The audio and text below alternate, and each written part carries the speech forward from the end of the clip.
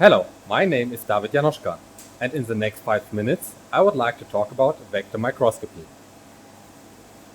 This technique allows us to reconstruct the full electromagnetic field vectors on a surface on a femtosecond timescale. But before, I want to show you around and show you a little experimental overview. At the heart of our experiment is an Elmitech SPE LEEM 3.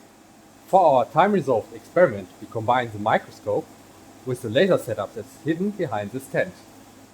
Here you can see our rather complicated and ever-changing optic setup.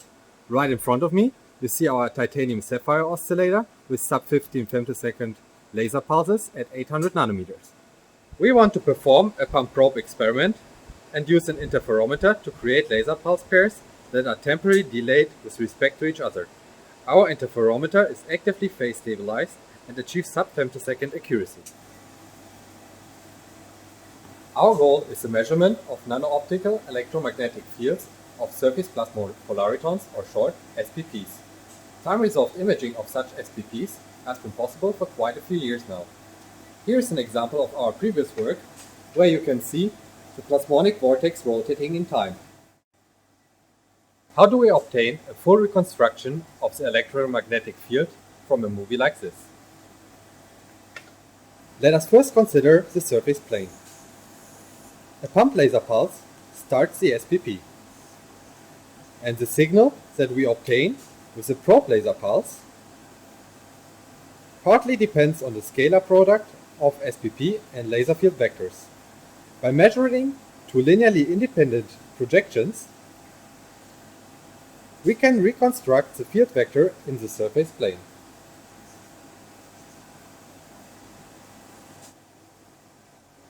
How do we accomplish this in an experiment?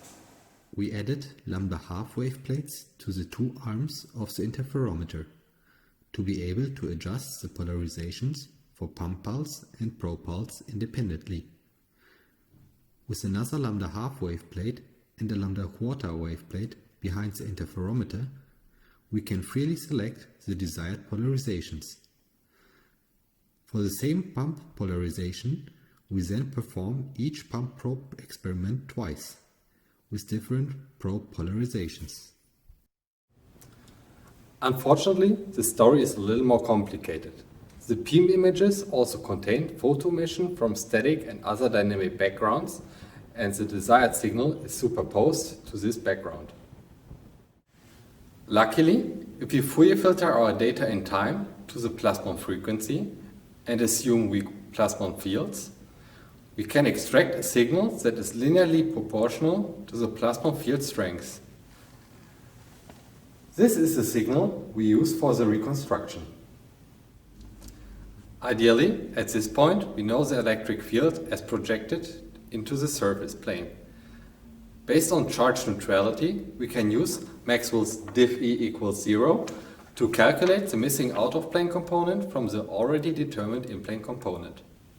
In our recent paper, we used an excitation structure like this to determine the spatiotemporal dynamics of a plasmonic skyrmion. Skyrmions are particularly topologically protected vector field distributions where the electric field vectors point outside, just like the spikes on this ball.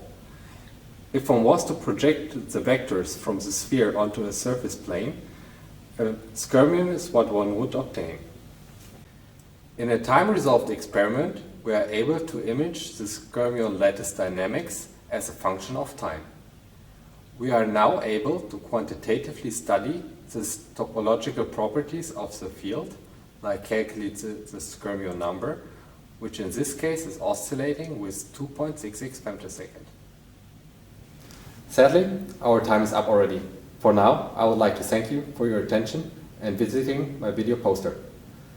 If you have other pressing questions concerning vector microscopy or our skyrmion example, don't hesitate to contact me.